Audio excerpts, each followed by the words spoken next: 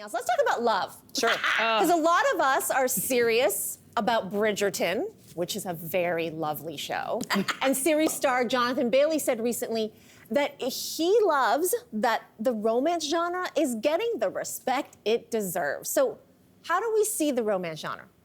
I'm gonna start with this one because I just don't get Bridgerton. I know people love the show, but to me, this is just like, forgive me for this term, but it's like lady porn. It's just really soft lady porn where some guy in some costume is the lord of this and the lady of that, and I find myself honestly just looking at it and either laughing because it's just so ridiculous, or it's a great way for me to fall asleep. Like it just doesn't. But it does not entertain you. It does not entertain me, but I also want to say that I can appreciate that this genre is important because let's be real, if we go hardcore porn, we don't want young people or anybody to think that this is the way that men and women or men and men or women connect. But this is also just so far-fetched for me. You know, the sex on the stairs, no one can hold up their weight for that long. Like, I just don't get it.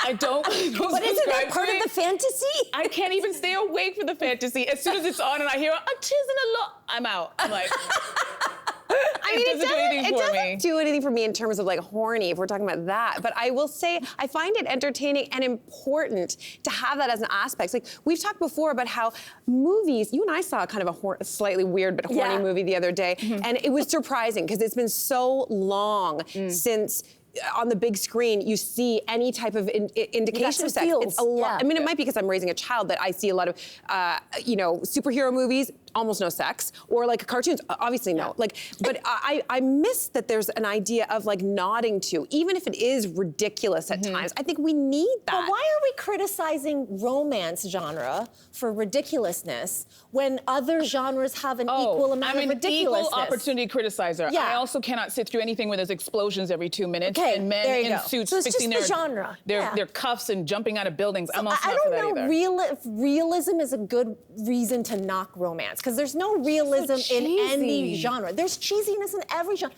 The Shape of Water is an Oscar-winning movie. Yeah. It is about a man-fish falling in love. I mean, we talk about realism, and it won the Oscar. I didn't hear that one either. So here's the thing: is like you don't knock The Shape of Water because it's made by an auteur filmmaker, Guillermo del Toro. Love you. You spend a lot of time in Canada. Come to the social. Yeah. But great movie. But nobody's knocking Guillermo for his movies that lack actual realism. Man-fish falling in love. Right. When they're, I don't get the criticism of the lack of realism of the problem romance. is, I will say, the problem is when you get too close to realism. I feel like we all knew people growing up, particularly, I feel like women more so than guys, who watched a steady diet of romance and had expectations. And it's always the pinnacle is the wedding or the kiss or the first time they are together. And they ride off into the sunset. And I think it sets up a false expectation. And I think that aspect isn't necessarily healthy. Is anyone watching Bridgerton and going, "Oh, I want this as my life"? I don't think so. No, I think just in the last 2 years, if you are able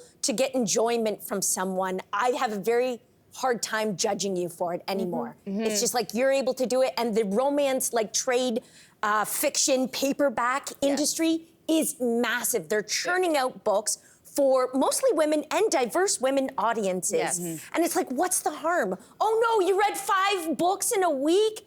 Oh, that's terrible. But I get the last word. Jess, that book industry fuels the greater literary book industry. Yes, that's there would be right. no book industry, and you're like Pulitzer novels without those books.